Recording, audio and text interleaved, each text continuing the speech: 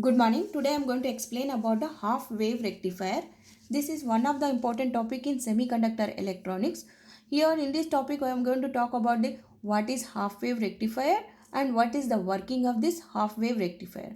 And after that we are going to talk about the analysis of this half wave rectifier. In the analysis we are going to talk about the RMS current and voltage, DC output current, DC output voltage, DC output power, AC power input, rectifier efficiency, and finally we are going to talk about the ripple factor of the half wave rectifier.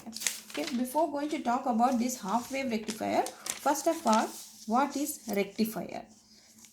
Rectifier is an electronic device which is converting AC voltage or current into DC current or voltage. Here this is the rectifier, and here we know that AC current is always in the pulsation forms, that is a positive half cycles, negative half cycles like this. So when this is passes through the rectifier, that is converted into a DC. So DC current or DC voltage, and only positive half cycles are remain, and these positive half cycles are smoothened just like a simple line with the help of filters. So simply a rectifier is nothing but it's a conversion of AC into DC current is called the rectifier. And there are two types of rectifiers are there, that is half wave rectifier and full wave rectifier. So first we will talk about what is half wave rectifier and the analysis of this half wave rectifier. So in the construction of this half wave rectifier, so here this is the transformer and the AC supply is given to here to the primary. So this is called a primary coil and this is the secondary coil of the transformer. Okay, so here this is the diode and the load resistor. So say secondary points are, we are considering this is the point A and this is the point B. Next, here this is the graphical representation of input voltage and output voltage. So the input voltage is in the form of a positive negative forms, and whereas the output will be only, we are getting only positive half cycles. Okay, so when the input voltage is comes to the near to the secondary of the transformer, so that is when positive half cycles are come to the secondary of this transformer, then point A is positive. It means the P is connected to positive terminal and N is connected to the negative terminal. It means here the diode is in the forward bias, and we know that in the forward bias the diode is conducts and the road and the current voltage is appears across the load resistor RL. Similarly, during the negative half cycles, the end becomes negative and this becomes positive, and the diode is in such a manner, and negative terminal is connected to the P type and positive terminal is connected to the N type. It means that is in the reverse bias. The PN junction diode is in the reverse bias. We know that if we in the reverse bias it doesn't conduct, so we know we don't get any voltage across the RL, so we are having only a simple line. So like that, during the positive and negative half cycles, A becomes positive and B becomes negative at one situation, and next situation A becomes negative and this becomes positive. So at one time it is conducts and the second time it is does not conduct. So like that the process will be taking place, and this the output form we are getting. Here just the points I wrote here. Working of this diode, the AC voltage to be rectified appears across the secondary windings of A and B of the transformer. So the A and B of this transformer.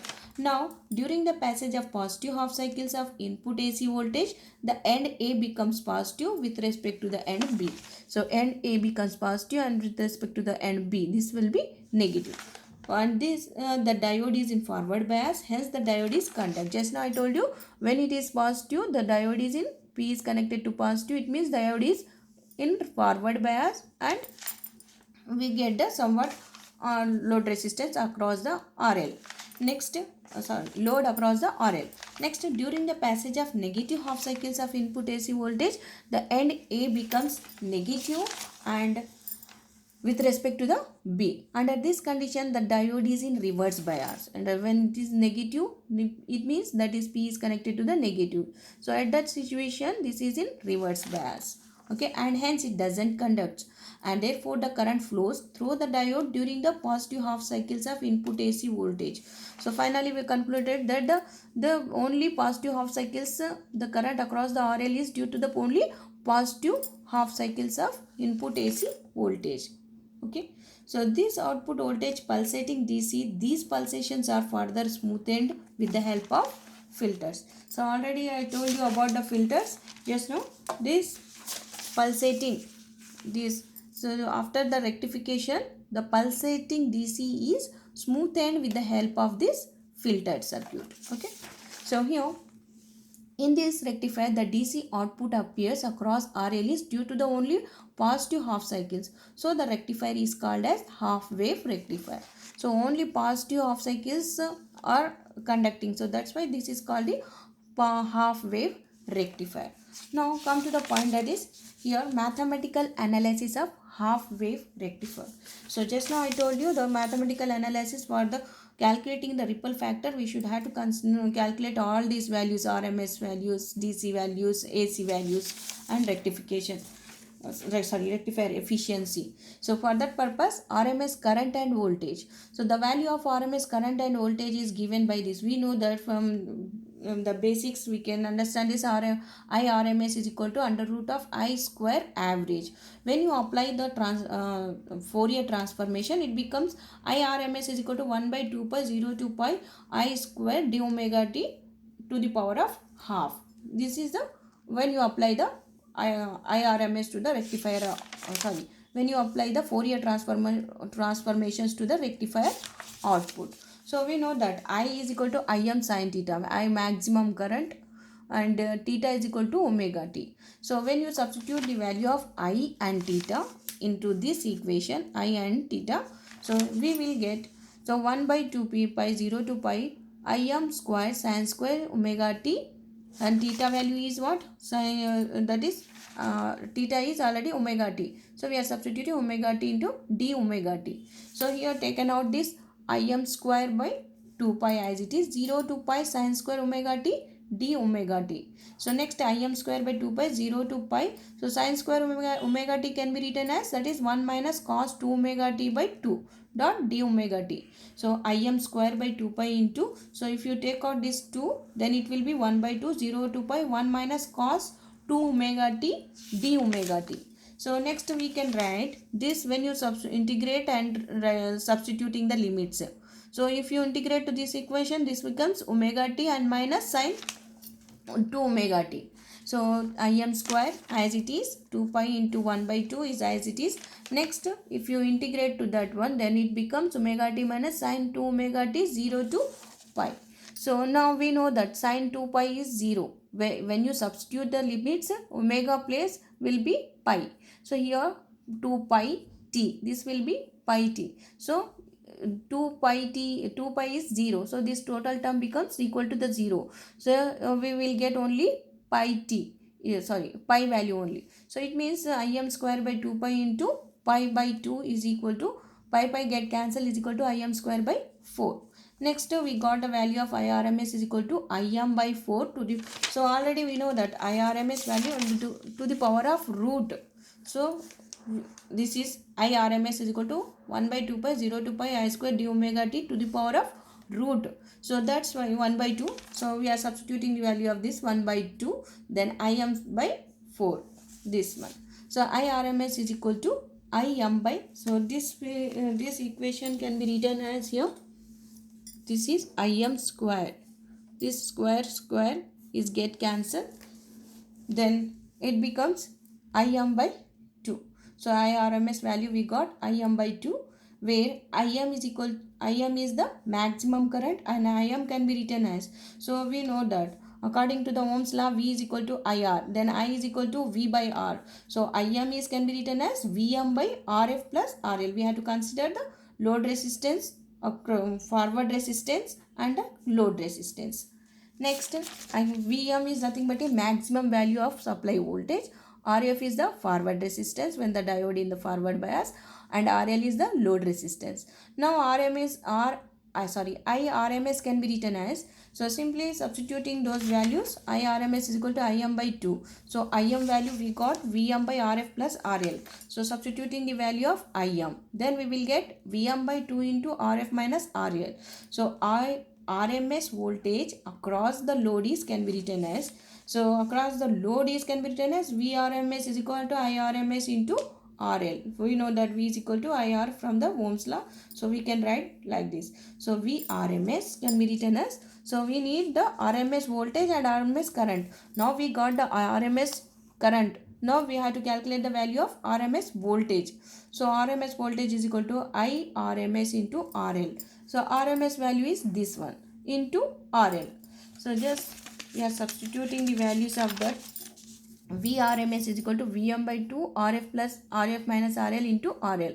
So VRMS is equal to VM by 2 plus, this can be written as, this total term can be written as RF by RL. So here RL is greater than RF. So that's why the RF by RL can be neglected. So VRMS we got only this VM by 2 only. So VRMS is VM by 2 and IRMS is IM by 2. So remember these 2 points, that is IRMS is IM by 2 and VRMS is VM by 2. Next we have to calculate the, so we calculated the value of this first one, RMS current and voltage is over. Next we have to calculate DC output current. For the DC output current, the voltage, the average DC output current is given by, so the average DC output current is nothing but a area under the over the circle. So this is area under the curve, this total circle cycle, that is complete cycle, we have to take this one 0 to 2 pi. So that area by base, so that can be written, just a note I have given for your understanding purpose. Area is equal to length into base, and that can be written as I into d theta, and where I is Im sin theta into d theta. When 0 is less than or equal to theta is pi, less than or equal to pi. So next here IDC can be written as 0 to 2 pi. So area under the curve over the cycle I by 2 pi. So here to here base is 2 pi. So next here IDC is equal to 1 by 2 pi, 0 to 2 pi. So I d theta, just 2 pi is taken out. So again we have to substitute the I is nothing but a Im sin theta. We know this one. So this equation I is equal to the maximum current, and we have to consider the sin theta also here. Then when you substitute the value of I, then it becomes 1 by 2 pi, 0 to pi, Im sin theta, d theta, and here 0 to pi, pi to 2 pi. Here this equation is from 0 to 2 pi, just we are dividing 0 to pi and pi to 2 pi. So here this is equal to the 0, pi to 2 pi is 0 dot d theta. So next here pi to 2 pi, so there is no current, so we got only 0 values. Here Im, we know that Im value we got, that is Vm by Rf plus RL. We know this one. So DC is equal to 1 by 2 pi, 0 to pi. Here Im value we are substituting Vm by Rf plus RL sin theta d theta. Next 1 by 2 pi, you take out the constant, that is Vm by Rf plus RL, 0 to pi sin theta d theta. Then 1 by 2 pi is Vm by Rf plus RL, and integration of 0 to pi sin theta d theta can be written as minus cos theta 0 to pi. So when you substitute the limits, just I have given the note for this limits, that is minus cos pi minus into minus cos 0 degrees. So minus cos pi value is minus 1 and cos 0 is minus 1. Minus of cos 0 is minus 1. So minus into minus plus, and minus into minus plus. This is 1 plus 1 is equal to 2. So this total value is equal to the 2. Just you are substituting the value of 2, then 2 get cancelled, then IDC. So IDC value is Vm by Rf plus RL. Next, so we got the value for the IDC is Vm by pi Rf plus RL. So here Vm by Rf plus RL, we got this one. So next IDC is equal to Vm by Rf plus RL value is Im. So Im by pi. So next IDC, if you sub 1 by pi value is 0.318 and into Im I can write. Next we have to calculate the DC output voltage. So DC output current is over. Next DC output voltage. So we know that V is equal to IR. So DC output voltage is equal to DC output current, and output resistance is load resistance RL. So VDC is equal to VDC value we got Im by pi. So Im by pi into RL. So Im value we know Vm by pi into Rf plus RL into RL. Next, VDC is equal to Vm by pi. Just simplifying this equation, it becomes 1 plus Rf by RL. So RL is greater than Rf. Then Rf by RL is can be neglected. So this one can be written as VDC is equal to Vm by pi. So VDC is equal to 1 by pi value is 0.318 Vm. So this is the VDC value. Now we have to calculate the value of, that is, DC output power. So next, DC output power and AC power input. So DC out power is nothing but it's a square of the current into resistance. So by this relation we can write PDC is equal to IDC whole square into RL. Then PDC is equal to IDC value is already we calculated, that is IDC is nothing but Im by pi whole square into RL. Next, next AC power input. So the AC power input is can be given as P is equal to IR square. By this equation I can write I. So AC means we have to calculate the RMS values. So IRMS whole square square into RF plus RL we have to consider total. Then it becomes PAC power, AC power input is equal to Im by 2 whole square RF plus RL. Now for the half wave rectification, so we can write IRMS is equal to Im by 2 and PAC is equal to Im square by 4 RF plus RL. We calculated these values for the half wave rectification. Now we have to calculate the rectifier efficiency. So for the we know that efficiency is nothing but a DC output power by AC input power. So PTC by PAC. So this can be written as PDC value already we calculated, that is Im by pi whole square into RL. So we got that value. This one PDC values Im by pi Im by pi whole square into RL. Okay. Next, PAC value already we calculated Im by 2 whole square into Rf plus RL. Just substituting those values. Then this equation is simplifying. So when you simplify this equation, Im square get cancelled. We got 4 by pi square into RL by Rf plus RL. Next, and we know that 4 by pi square value is 0.406.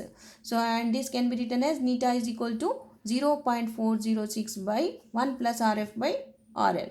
So we know that Rf is greater than RL. So that time the efficiency becomes when this Rf is greater than RL, that time only the efficiency becomes maximum and Rf by RL is can be neglected.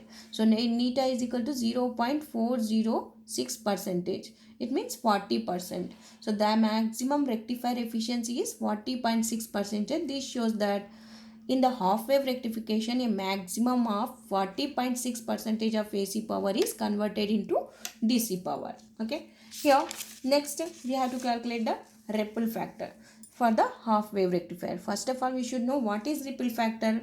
The ratio of RMS value of AC component to the DC component in the rectifier output is known as the ripple factor. So ripple factor can be written as it's a ratio between the IAC by IDC. So and this can be written as, so the relation between AC, IAC, IDC and RMS can be given as, so in your previous classes you have derived these equations. IAC square plus IDC square is equal to IRMS whole square. So and the IAC value is equal to under root of IRMS whole square minus IDC whole square I can write. So ripple factor is represented by gamma is equal to IAC by IDC is equal to under root of IRMS whole square minus IDC square by IDC whole square I can write. So here gamma is equal to under root of IRMS by IDC whole square minus 1. So now we have to calculate for the ripple factor for the half wave rectifier. So for the half wave rectifier we know IRMS value is Im by 2 and IDC value is Im by pi. Just now we calculated that. So we are substituting those values in the neta or gamma. We can gamma, this one ripple factor is represented by gamma is equal to, so we know that equation. What is the equation for the ripple factor? That is under root of IRMS by IDC whole square minus 1. So under root of IRMS by IDC whole square minus 1. So IRMS value for the half wave rectifier is Im by 2 and IDC value is Im by 2, Im by pi. So just we are substituting those values. So when you substitute it and simplifies, then Im square is get cancelled. Then it becomes under root of pi square by 4 minus 1. So gamma is equal to 1.21. So still some ripples are present in the rectifier output. This indicates that the amount of AC component present in the output of the half wave rectifier is 121% of the DC output voltage, and these ripples can be eliminated, can be removed with the help of filter circuits. Okay, so this is about the what is rectifier and the mathematical analysis of half wave rectifier. It's a very important topic in semiconductor electronics. Thank you. For more videos, subscribe my channel Physics.